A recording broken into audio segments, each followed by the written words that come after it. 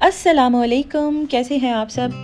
अच्छा जी, आज जो है मैं फिर आपको लॉन्ग ड्राइव पे लेके जाऊंगी और आपको मैंने आज बड़ी लंबी स्टोरी सुनानी है कि मैं जब जॉब के सिलसिले में अपने घर से किराए के घर में शिफ्ट हुई तो क्या क्या मुश्किलात मुझे पेश आईं।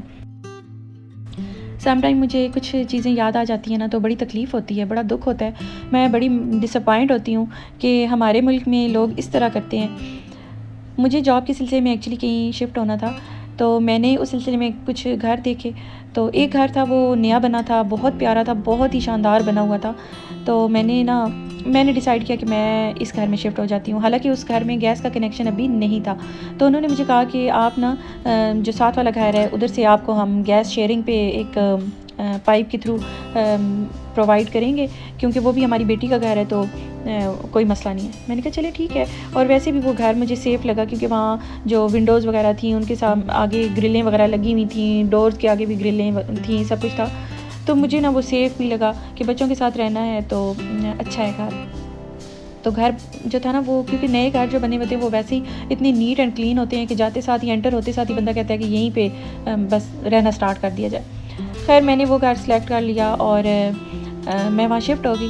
अब मैं वहाँ शिफ्ट हुई ना तो बज़ाहिर तो वो फैमिली जो थी वो बड़ी मॉडर्न और बड़ी को खाते पीते और फैशन और ये और वो, और इतनी खूबसूरत उनकी फैमिली की औरतें, और सारे उनके कोई अमेरिका में, कोई यूके में, कोई कनाडा में, कोई कहीं। तो मुझे लगा कि अच्छी डिसेंट फैमिली होगी। और उनकी फैमिली मेम्बर्स जो थे उनके भी उस पूरी मतलब गली में उनके ही घर थे और सबकी कोठियाँ थी बड़ी बड़ी, जो डबल स्टोरी घर होते हैं। तो मुझे लगा कि बड़े कोई डिसेंट लोग होंगे और फर्स्ट इंप्रेशन भी बड़ा अच्छा था उन सबका, बहुत ही अच्छे से मुझे मिले थे वो लोग। तो मैंने ना डिसाइड किया कि मैं बस यही घर इसी घर में मैं शिफ्ट होंगी किराए पे। तो घर छोटा सा था, तकरीबन 5 to 6 मतलब मरले का था, लेकिन बहुत प्यारा बना हुआ था, बड़ी अच्छी तरतीब थी। खैर मैं वहाँ शिफ्ट होगी ना, तो जब मैं वहाँ शिफ्ट हुई तो उनके बच्चे सारा दिन और शाम तक ना हमारे छत पे वो लोग खेलते थे। तो आवाज़ें आती थी, मैं बहुत डिस्टर्ब होती थी, मेरे बच्चे डिस्टर्ब होते थे। फिर ना वो कोई ना कोई चीज़ फेंक देते थे, बॉल या कभी कोई उनका खिलौना हमारे सेन में आ जाता था। फिर वो बेलों पे बेलें देते, फिर मैं उनको चीज़ें उठा उठा के देती रहती। तो मुझे ना अच्छा नहीं लगता था। मैंने फिर जो अंकल थे मैंने उनको कॉल की, मैंने कहा अंकल इस तरह बच्चे करते हैं, आप इनको थोड़ा सा समझाएं। तो उन्होंने कहा कि ठीक है कोई मसला नहीं बेटा, मैं इनको डांटूंगा, ये क्यों करते हैं ऐसे। खैर उन्होंने डांटा भी, लेकिन बच्चे फिर भी वही हरकतें, फिर ना छत पे आ जाते और मेरे बच्चों के साथ जान जान के इनको छेड़ते, क्योंकि उनको तकलीफ़ थी कि मैंने उनकी शिकायत क्यों की है ना। तो मुझे नहीं था पता कि उनकी जो माएँ हैं वो उनको सिखाती हैं और भेजती हैं कि इनको तंग करो, इन्होंने क्यों जो है ना दादा अबू से शिकायत लगाई है। तो उन्होंने क्या काम शुरू कर दिया कि मेरे बच्चों के ऊपर थूके फेंकना शुरू कर दी। मैं तो बड़ी डिस्टर्ब हुई, बड़ी परेशान हुई कि अब मैं क्या करूं, क्योंकि मेरे फैमिली मेम्बर्स जो थे ना वो कभी कभार आते थे, कुछ दिन रहते थे मेरे पास और फिर चले जाते थे। तो मैं अकेली ही रह रही थी बच्चों के साथ। फिर मैंने अपनी मतलब फैमिली के साथ ये बातें डिस्कस की। उन्होंने कहा कि किधर तुमने बदतमीज़ लोगों में इधर घर ले लिया, कहीं और लेती। मैंने कहा मुझे क्या पता था, मुझे कोई इल्हाम हो गया था कि ये लोग ऐसे हैं। मैं बड़ी उन दिनों तपी हुई थी और बड़े गुस्से में रहती थी कि ये क्या मतलब तमाशा इन्होंने लगाया हुआ है। फिर जिधर से गैस का पाइप आ रहा था ना, उन्होंने क्या काम शुरू कर दिया कि वो गैस ऑफ़ कर देते थे। जैसे ही मैंने सालन पकाना शुरू करना ना, उन्होंने गैस बंद कर देनी। फिर मैंने अंकल से कहना कि अंकल गैस बंद हो गई है, तो आप ज़रा पता कर दें कि ये क्या हुआ है, क्योंकि मैं उनके घरों में जाती तो थी नहीं। फिर वो फ़ोन करते अपनी बेटी साहिबा को, वो गैस ऑन करती। अच्छा जी, इसके अलावा वो लोग क्या करते थे कि शाम को मेरे घर आ जाती थीं उनकी ख़वातीन और अजीब-अजीब बातें करना शुरू कर देती कि हमने तो अपनी सिस्टर को मना किया था कि तुमने ये घर बनाया है तो तुम किराए पे कभी भी ना चढ़ाना, किराएदार घर ख़राब करके तो चले जाते हैं और इतना खूबसूरत तुम्हारा घर है, तुम किराए पे ना दो। हालाँकि मैंने उनका घर बहुत अच्छे से रखा था। जब मैं वहाँ से 8-9 महीने बाद निकली थी ना, तो घर ऐसे ही था जैसे मतलब फ़र्स्ट डे मैं वहाँ पर आई थी, क्योंकि हमने घर को बहुत ही एहतियात से रखा। सफाइयाँ करनी और बहुत ही आराम से तमीज़ से रहना, क्योंकि मैं ख़ुद ये समझती हूँ कि अगर हम जिस जगह पर रह रहे होते हैं ना, तो हम उसको अगर गंदा मंदा करके रहें तो एक इंसान में और एक एनिमल में क्या फ़र्क रह जाता है। तो मैंने ना बड़ी एहतियात से उनका घर रखना, लेकिन वो इस तरह की बातें करती। फिर ना वो क्या करती थी कि मुझसे ना हर वक्त कुछ ना कुछ मांगती रहती थी। कभी कहती कि प्याज दे दो, कभी कहती टमाटर दे दो। चले ये तो बात किसी हद तक मैं समझती हूँ कि बर्दाश्त कर ही लेती मैं, लेकिन वो तो टेबल और चेयर्स भी मांग के ले जाती थी। फिर कभी कहती प्रेशर कुकर दे दें, कभी कहती चूल्हा दे दें। तो मैं बड़ी तंग ना, मैंने कहा ये क्या तरीका है ना। तो वहाँ उनके मोहल्ले में ही ना मुझे एक लेडी मिली, तो वो मुझे कहती हैं कि आप किन लोगों में फंस गई हैं, ये तो बड़े गंदे लोग हैं, ये तो अपने किराएदारों को इतना सताते हैं, इनके घर तो जो भी आता है तो 3-4 महीने से ऊपर नहीं टिकता। तो मैंने कहा अच्छा वो कैसे ना। फिर उन्होंने मुझे डिटेल्स बतानी शुरू कर दी कि ये तो बड़े लालची हैं और फ़ायदा उठाते हैं अपने किराएदारों का, उनसे ही चीज़ें ले लेके खाते हैं, चीज़ें मांगते हैं, ये करते हैं वो करते हैं। मैं तो बड़ी परेशान हुई। मैंने अपने हस्बैंड को बताया, फिर उन्होंने कहा कोई मसला नहीं है, मैं आऊँगा। कुछ मतलब मंथ्स के बाद उन्होंने आना था, तो उन्होंने कहा मैं आऊँगा तो हम चेंज कर लेंगे घर, इतने तक तुम जो है ना सब्र करके तो रहो। अब मैं ख़ुद आऊँगा और मैं ख़ुद जो है ना देखूँगा कि कौन सा घर ठीक है, वहाँ मैं तुम्हें शिफ्ट करूँगा।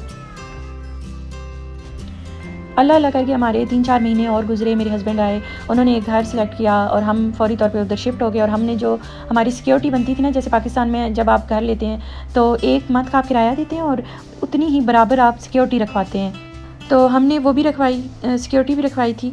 तो अंकल ने हमें कहा था कि अगर 3 महीने आप यहाँ पर पूरे कर लेंगे ना इस घर में और 3 महीने बाद आप चले जाते हैं तो आपको मैं सिक्योरिटी वापस कर दूँगा। तो हमने तो हालांकि 8 से मतलब हम 9वें महीने में वहाँ से निकले थे। 8 महीने हम रहे थे और 9वां महीना हमारा हाफ था और हम वहाँ से निकले थे। तो हमने सिक्योरिटी मांगी तो अंकल आएँ बाएँ शाएँ करने लगे। फिर हमने कहा ठीक है जी, आप सिक्योरिटी भी अपने पास ही रखें, छोड़ें, दफ़ा करें। हम वहाँ से चले गए। अब ये जो घर था ना जिसमें अब मैं शिफ्ट हुई, 2 से 3 साल तकरीबन मैं वहाँ पर रही। तो ये लोग वाकई, ये फ़ैमिली इस लिहाज से बहुत अच्छी थी कि ना तो इन्होंने कभी मुझसे कोई चीज़ मांगी, ना कोई बर्तन, ना कोई ग्रॉसरी जो भी मैं लाती थी उसमें से कोई चीज़ मेरे से मांगी, और ना ही इन्होंने मुझे किराए के लिए कभी तंग किया कि किराया दो, या ये पहली तारीख कोई मेरे पास आगे सर पे खड़े हो गए कि जी किराया चाहिए। उल्टा ये होता था कि जो बिजली का बिल जमा कराना होता था ना, वो भी मैं अंकल को कहती थी और अंकल बिल जमा करा देते थे मेरा।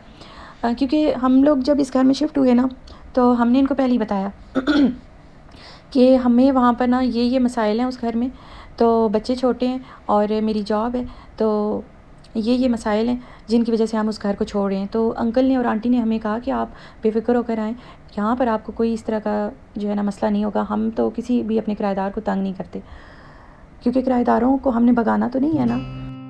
खैर जी, हम शिफ्ट हो गए अल्लाह का नाम लेके। तो वहाँ पर मेरा पहला साल तो बहुत ही सुकून से गुजरा ना, बहुत अच्छा गुजरा। कभी उन्होंने मेरे से कोई चीज़ नहीं मांगी, कभी उन्होंने मुझसे कोई बर्तन, खाने पीने की चीज़ कुछ भी नहीं मांगा। ना ही उन्होंने आके तो कभी मुझे ये जताया कि ये हमारा घर, ये वो फ़लाँ ढिमका, और ख़राब नहीं करना, ये नहीं करना। वैसे उनका घर जो था ना वो काफ़ी पुराना था और काफ़ी चीज़ें उसमें ख़राब थी। तो फ़नी पार्ट अभी मैं आपको बताती हूँ कि फ़नी पार्ट क्या था उस घर का। तंग तो नहीं करते थे, लेकिन कभी भी उन्होंने उस घर में ना कोई भी टूटी हुई चीज़ है ना तो उसको उन्होंने ठीक नहीं कराया, वो हम लोग खुद ही कराते थे उसको। उस घर में कुछ भी ख़राब था ना हमारे जाने से पहले, तो वो सब कुछ हमने खुद ठीक कराया। हम उन्हें कहते ज़रूर थे कि अंकल ये चीज़ ख़राब है, ये चीज़ ख़राब है, तो अंकल कहते थे हाँ वो बेटा मैं आपको ठीक करवा दूँगा ये चीज़, तो अभी थोड़ा वक्त लगेगा, आप थोड़ा सब्र करें। तो हमने ना पहले 3-4 महीने देखा कि इन्होंने हमें नहीं ठीक करवा के देनी चीज़ें, इनकी ऐसी जो है ना कोई मतलब इनसे उम्मीद ना रखी जाए।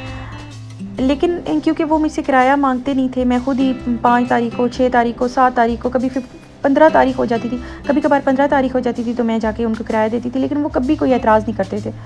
उनको भी पता था कि ये किराया देती है हर मंथ, शायद इसलिए वो मुझे तंग नहीं करते थे। दूसरा उनको भी शायद ये था कि कौन सा हमने इसको चीज़ें जो है ना ठीक करवा के देनी है, जो भी ख़राबी हुई हुई है घर से। हम किराया लेने जाएंगे तो ये कहेगी कि अंकल ये चीज़ ठीक करवा दें, वो चीज़। तो वो भी ना मैं समझती हूँ कि दुबके हुए रहते थे अपने घर में कि बस ये आती है किराया दे जाती है, बस बहुत है। फिर इसके अलावा ये भी मुझे भी ये था कि चलें बिल जमा कराना होता है, तो आंटी मुझसे पूछती हैं तो मैं उनको कहती हूँ कि जब अपना आप लोग बिल जमा कराने जाएँ ना तो मेरे से भी पैसे और बिल ले जाएँ तो वो जमा करा दें, तो मुझे भी ये सहूलत थी। इसी तरह जब आंटी और अंकल अपनी ग्रॉसरी के लिए जाते थे ना तो वो मुझसे पूछते थे कि कोई भारी आइटम ऐसा है किचन का जो तुमने मंगवाना हो तो हम तुम्हें ला देते हैं। तो फिर घी वगैरह हो गया, आटे की बोरी होगी, इसी तरह चीनी के बड़े पैक्स हो गए, ये मैं उनसे मंगवा लेती थी। गोश्त वगैरह वो जहाँ से गोश्त लेते थे ना वहाँ से बहुत अच्छा गोश्त मिलता था, तो मैं गोश्त, कीमा वगैरह ये उनसे कहती थी, पैसे देती थी और वो मेरे लिए भी ले आते थे। तो मुझे ना ये सहूलत हो गई थी। दूसरा, उस घर में ना मुझे सिक्योरिटी फ़ील होती थी, घर वाला माहौल था। मुझे ये नहीं लगता था कि जो मालिक मकान है वो लोग ही मुझे तंग कर रहे हैं तो मैं सिक्योर नहीं हूँ यहाँ पर ना, ऐसा कुछ नहीं था। वो मुझे कहते थे कि हम तुम्हारे बच्चों के नानी नाना दादी दादा जो भी ये कहना चाहें हमें, हम इनके नानी नाना दादी दादा हैं। तो मेरे बच्चे भी बड़े खुश थे ना, उनको आते जाते बाबा जी कहते, आंटी को बुलाते नानो कहते, कभी दादो कहते। तो एक अच्छा मेरे लिए भी था, सिक्योर माहौल था। फिर मेरे बच्चों का जो रिक्शा लगा हुआ था स्कूल के लिए, तो उसको वो हमेशा अंकल कहते थे, बाहर ही होते थे ना अंकल, तो उसको रिक्शे वाले को कहना कि बच्चों को सही से लाया करो, बच्चों को ठीक से लाते हो ना, तो उस पर भी नज़र रखते थे। तो मुझे काफ़ी ना इत्मीनान था कि आंटी अंकल बहुत अच्छे हैं। सिवाय इसके कि वो घर का काम नहीं करवाते थे, और घर जो था ना वो काफ़ी उसकी हालत ख़राब थी, इतनी तो नहीं थी लेकिन फिर भी काफ़ी काम करवाने वाला था। फिर जब दूसरा साल आया तो मैं, क्योंकि मेरा पहला साल वहाँ पर बहुत अच्छा गुजरा था ना, तो फिर मैंने एग्रीमेंट रीन्यू किया, क्योंकि मैं वहाँ सुकून से थी, तो बच्चे भी खुश थे और मेरी फैमिली भी बेफ़िक्र होगी कि अच्छा अब जो है ना बहुत अच्छे लोग मिल गए। तो यही था कि बस कंप्रोमाइज़ करना था कि घर के अगर किचन के कैबिनेट्स जो हैं वो टूटे हुए हैं तो उनको हम आहिस्ता-आहिस्ता हमने उनको ठीक करवाया, और बहुत सारी चीज़ें और थीं, जैसे कि दरवाज़ों के लॉक जो थे वो ख़राब थे तो वो हमने चेंज करवाए। तो करते-करते हमने काफ़ी काम ठीक करवाया वहाँ का। लेकिन वहाँ पर ना एक अजीब सा सुकून था मुझे, इसलिए मैंने दूसरा साल भी वहाँ पे गुज़ारा, और फिर उस घर से मैं किस तरह एक और घर में शिफ्ट हुई और क्यों हुई, ये मैं आपको नेक्स्ट पार्ट में बताऊँगी। आपने नेक्स्ट पार्ट ज़रूर देखना है, इंशाल्लाह मैं जल्द ही अपलोड करूँगी।